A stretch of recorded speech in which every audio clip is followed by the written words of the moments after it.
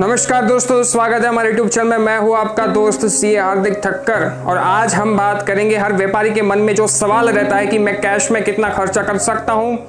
अगर मैं कैश में खर्चा कर सकता हूं तो उसकी क्या कोई लिमिट है? नौकरी करने वालों के लिए क्या कोई कैश पेमेंट में कोई लिमिट है? जीएसटी कानून क्या कहता है? इनकम टैक्स कानून क्या कहता है? पूरी बात आज हम इस वीडियो में जानेंगे।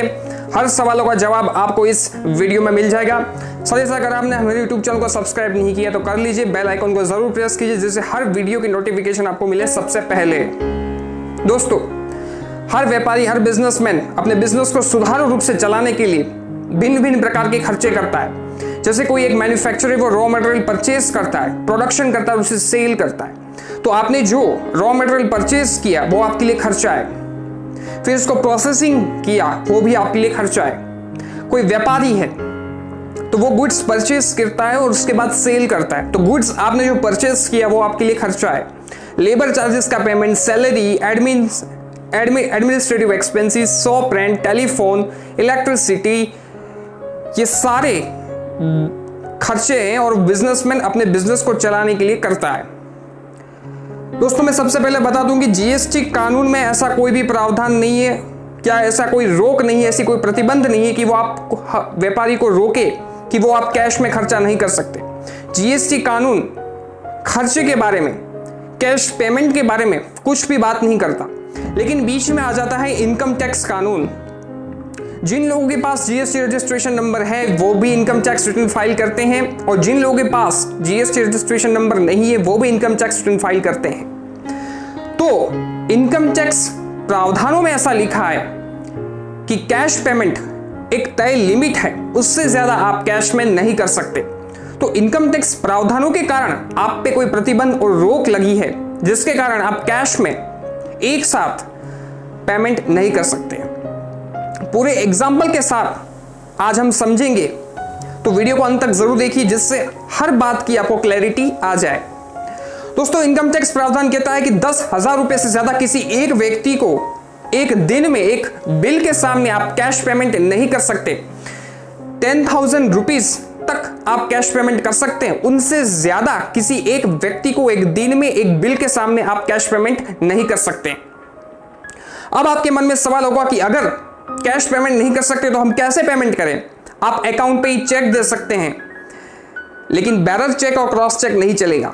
एनईएफटी, आरटीजीएस कर सकते हैं, इंटरनेट बैंकिंग से पेमेंट कर सकते हैं, मोबाइल बैंकिंग से पेमेंट कर सकते हैं, फिर भीम, यूपीआई और एनी अदर इलेक्ट्रॉनिक मोड के माध्यम से आप पेमेंट कर सकते हैं। अब आपके मन में सवाल होगा कि अगर हमने ये पेमेंट कर दिया, उससे पहले मैं एक बात जरूर कहना चाहूंगा कि 10,000 रुपए तक आप कैश में पेमेंट कर सकते हैं। लेकिन अगर आप ट्रांसपोर्ट एक्सपेंस, जिसे हम फ्रेट कहते हैं, अगर आप फ्रेट का पेमेंट करोगे तो 35,000 रुपए तक आप कैश में पेमेंट कर सकते हो, वो सिर्फ ट्रांसपोर्ट एक्सपेंस के लिए। यानी कि अगर और कोई खर्च है तो 10,000 की लिमिट है और ट्रांसपोर्ट एक्सपेंस, अगर आप ट्रांसपोर्ट एक्सपेंस का फ्रेट का पेमेंट करते हैं तो 35,000 रुपए तक लिमिट है।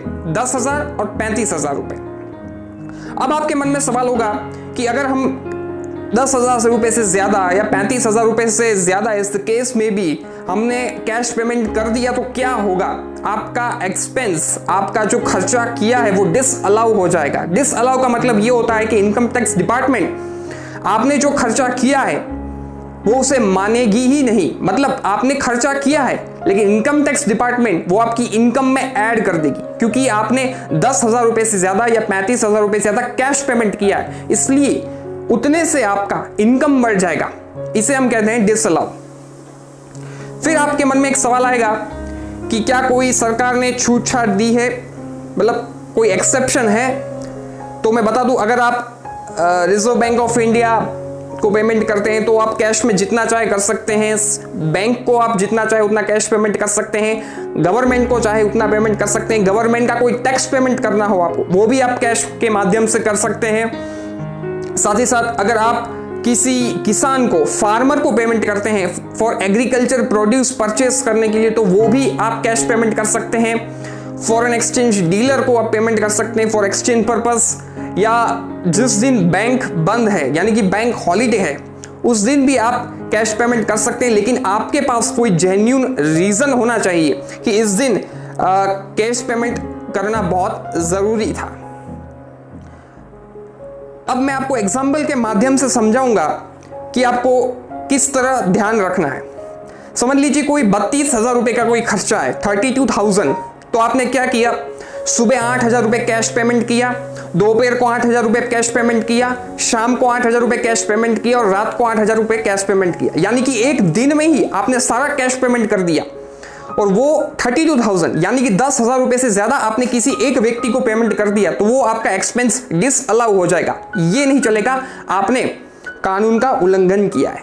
दूसरा एग्जाम्पल, समझ लीजिए आपने कोई 90,000 रुपए का खर्च किया है, जो बिल अमाउंट है वो 90,000 रुपीज है। तो आपने क्या किया, सुबह पहले दिन आपने 10,000 रुपए का पेमेंट किया कैश में, दूसरे दिन 40,000 रुपए आपने बैरर चेक से पेमेंट किया, और तीसरे दिन अकाउंट पे चेक से पेमेंट किया 50,000 रुपए। 30,000 रुपए आपने कैश पेमेंट किया और 50,000 रुपए आपने अकाउंट पे चेक से पेमेंट किया। तो 10,000 रुपए तक तो आप कैश पेमेंट कर सकते हैं, लेकिन वो डिसअलाउ नहीं होगा। 30,000 रुपए आपने बैरर चेक से पेमेंट किया, मैंने बताया था बैरर चेक से आप पेमेंट नहीं कर सकते। तो बैरर चेक वाला जो 30,000 रुपीज है वो आपका डिसअलाउ हो जाएगा, यानी उतने से आपकी इनकम बढ़ जाएगा। और जो 50,000 रुपए वो तो आप अकाउंट पे चेक से किया है, उस पर कोई रोक नहीं होगा, उस पर वो आपने उस 50,000 रुपए में आपने कोई कानून का उल्लंघन नहीं किया। अब हम तीसरा एग्जाम्पल लेते हैं। आपने 15,000 रुपए का कोई खर्चा किया, एक्सपेंस किया। तो आपने क्या किया, पहले दिन 5,000 रुपए किया, दूसरे दिन 5,000 रुपए किया और तीसरे दिन 5,000 रुपए किया। वो सारे के सारे कैश में किया, लेकिन एक दिन में आपने 10,000 रुपए से ज्यादा नहीं किया, इसलिए इस वजह से आपका वो एक्सपेंस डिसअलाउ नहीं होगा। आई होप सो इस एग्जाम्पल के माध्यम से आपको सारी चीजें पता चल गई होगी। साथ ही साथ जो लोग नौकरी करते हैं उनको मैं बता दूं, आपके लिए कोई कैश पेमेंट की कोई लिमिटेशन नहीं है, आप जितना चाहे उतना कैश पेमेंट कर सकते हैं। ये प्रावधान सिर्फ और सिर्फ व्यापारियों के लिए है, बिजनेसमैन के लिए। नौकरी करने वाले के लिए कोई कैश पेमेंट की लिमिट नहीं है। और कोई भी सवाल हो तो हम हमसे पूछ सकते हैं, हमारा कांटेक्ट कर सकते हैं, हमें ईमेल कर सकते हैं, कमेंट बॉक्स में लिख सकते हैं। वीडियो को लाइक कीजिए, ज्यादा से ज्यादा लोगों में शेयर कीजिए। दीजिए इजाजत, मिलते हैं नेक्स्ट वीडियो में, तब तक के लिए नमस्कार, जय हिंद।